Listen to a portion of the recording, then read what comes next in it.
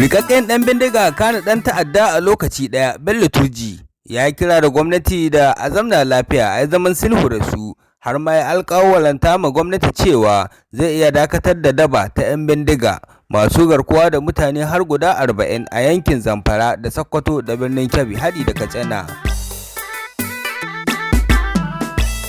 To jama'a barkanku da yau, barkanku da sake kasancewa da mu a cikin sabon shirin mu. Amma fa muna neman alfarma idan yau ka fara halartar wannan tashar tamu to ka yi mana subscribing sannan ka yi liking don karfafa mana gwiwa mu ci gaba da kawo muku labarai na gaskiya da gaskiya daga nan Farko TV 7.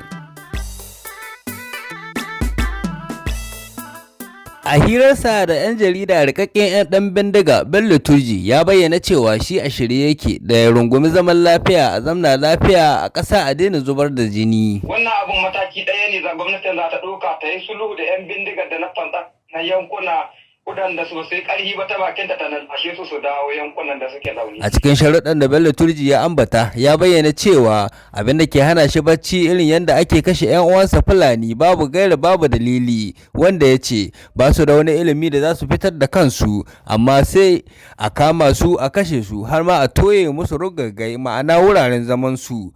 Bello Turji ya gargaɗi al'umma da cewa babu abin da ya kai zaman lafiya daɗi, inda ya ce shi yanzu a shirye yake da ya gayyaci kacalla guda 40 ma'ana shugabannin 'yan bindiga na ɓangarori daban-daban domin a zamna dukkaninsu su aji makamansu a zamna lafiya. Yanzu ina iya kiran da Turji 40 duk in yi masu magana su ji ne, amma aka ce ba ni to ai kuma da Turjin sai an bi ɗaya daban-daban ka bai je ni ko. Ya yi kira da gwamnatin tarayya da ta ɗauke su 'yan Najeriya ta kuma saka su a cikin lamuran gwamnati domin su dafa ma gwamnati, ita ma gwamnatin ta ci gaba.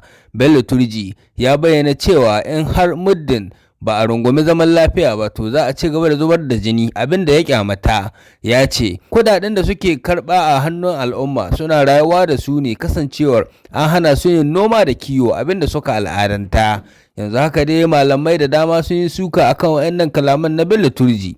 Murtala Asada shehin malami ne daga jihar Sokoto wanda ya nuna rashin amincewarsa, inda ya ce sai dai a yaƙe shi da ƙarfin tsiya ya daina ayyukan ta'addanci, ba zancen a yi sulhu da shi ba, domin mutanen da ya kashe da waɗanda ya ɗaiɗaita su wa zai biya haƙƙin su in har ba a yaƙe shi ba aka kashe shi. Ma ku bari mu ƙalubalanci jahili Bello Turji. Bello Turji in dai ka haihu hito faɗa mana inda an ka zalunce ka.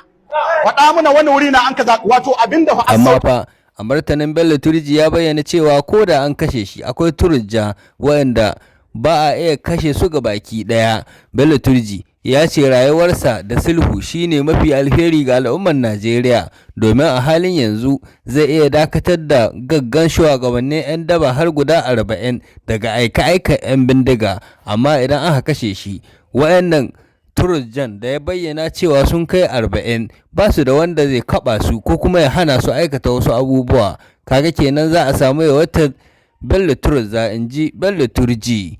To ko menene ra'ayinku akan wannan abubuwan da ke faruwa a arewacin Najeriya dangane da Bello Turji? Kuna iya tufa albarkacin bakin ku a ƙarshen comment section domin tafka muhawara. Amma fa kada ku manta ku mana subscribing sannan ku yi mana liking don karfafa mana gwiwa mu ci gaba da kawo muku labarai na gaskiya da gaskiya a cikin lokacin su.